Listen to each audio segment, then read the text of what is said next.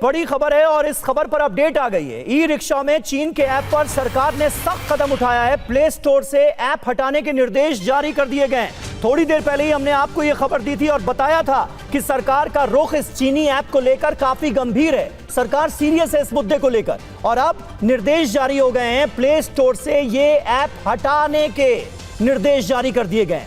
E rickshaw को बंद करने की शिकायतें आ रही थी। आईटी मंत्रालय ने बैट बीएमएस ऐप को हटाने के लिए कहा है। प्ले स्टोर पर अब ये ऐप नजर नहीं आएगा थोड़ी देर बाद ही, क्योंकि सरकार की तरफ से इसे लेकर सख्त निर्देश जारी कर दिए गए।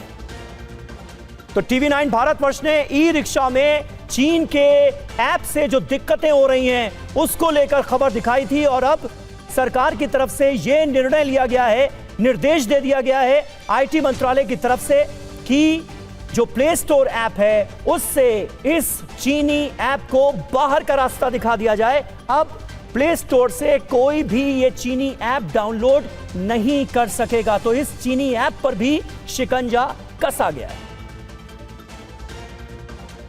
तो बैट बीएमएस ऐप जिसके इस्तेमाल को लेकर कई तरह की जानकारियां सामने आई थी और इससे किस तरह की दिक्कतें हो रही हैं ये टीवी 9 भारतवर्ष ने आपको बताया था और अब सरकार ने बेहद सख्त रुख अख्तियार किया है। पीयूष पांडे हमारे संवाददाता इस वक्त हमारे साथ लाइव मौजूद हैं। पीयूष, आपने यह खबर ब्रेक की और यह भी बताया कि सरकार का रुख काफी गंभीर है इस मुद्दे को लेकर और अब इस चीनी ऐप को प्ले स्टोर से बाहर का रास्ता दिखाने का निर्देश दे दिया गया है।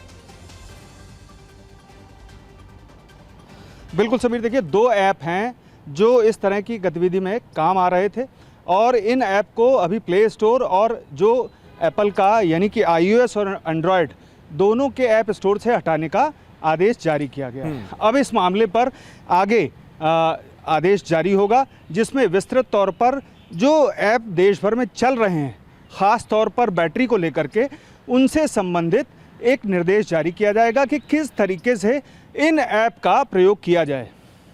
जी समीर, बहुत शुक्रिया पीयूष आपका इस जानकारी के लिए। और यहां पर एक छोटी सी अपडेट और है, न सिर्फ प्ले स्टोर बल्कि iOS ऐप से भी इसे हटाने के निर्देश जारी कर दिए गए। इसका सीधा सा मतलब समझ लीजिए कि ना तो एंड्रॉयड फोन पर ये ऐप अब चल पाएगा, रन कर पाएगा, बल्कि अगर आप आईफोन यूज करते हैं, आईफोन यूजर हैं, तो भी ये ऐप नहीं डाउनलोड किया जा सकेगा। ये निर्देश सीधे तौर पर दे दिए गए।